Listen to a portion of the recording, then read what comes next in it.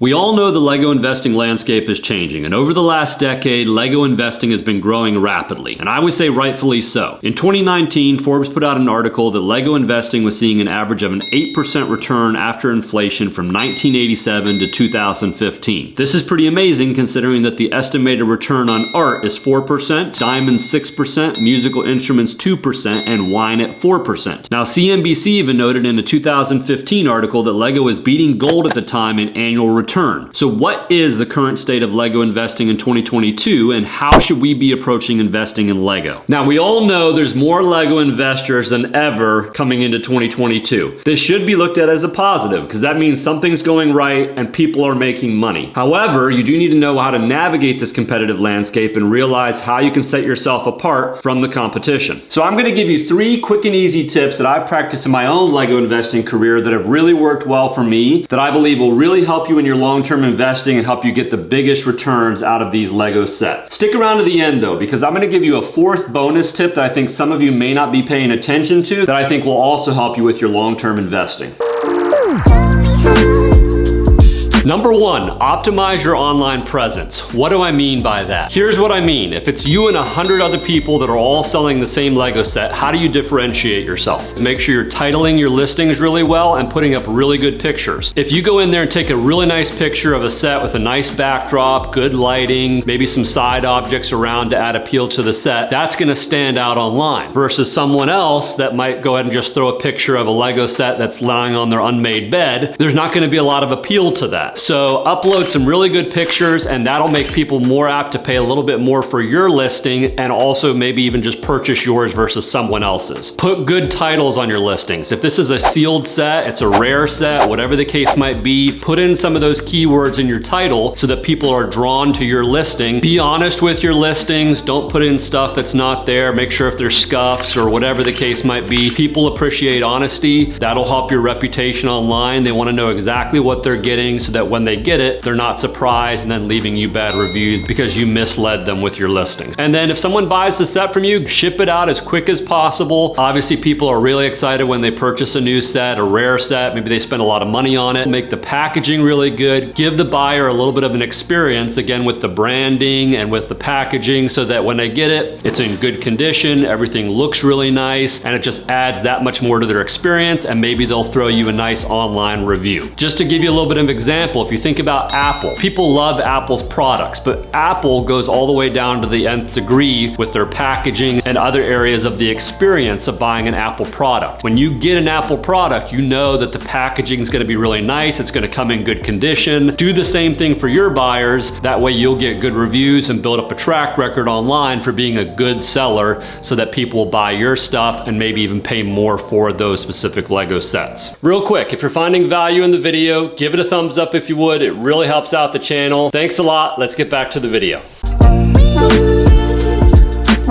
Tip number 2, protect your investment. You're spending all this money on buying different LEGO sets. Invest in the storage of those sets as well. Obviously, if you want to get a premium price tag and get the best return out of that investment, you've optimized your online presence. You've really set the stage to sell really good sets. But again, you want to get top dollar for these sets. We know that typically a sealed set that's retired is going to fetch about $100 to $300 more than a set that's been broken into, built, used, etc. If you're buying these sets to resell them as a sealed set, you want to store them properly. Anytime there's a scuff, a break in the seal, a break in the box, a damaged box, that brings the value of that item down quite a bit for the collector. Store them in a dry place, store them in a place where there's low humidity so the boxes aren't warping. If you have tons of space, then just leave them right in the shipping box that you got. That way they're staying in as good condition as possible. Try not to store stuff on top of each other, especially heavier items on top of lighter items. You're just going to end up over time crushing boxes and then again having to put a lower price on that set. Invest in good shelving so that you can store the sets properly without them actually being damaged. Keep your sets in good condition. A lot of times we're keeping them anywhere from 2 years to 5 years. During that time, they need to be in good conditions to where you're actually again going to make money on these sets when you sell them.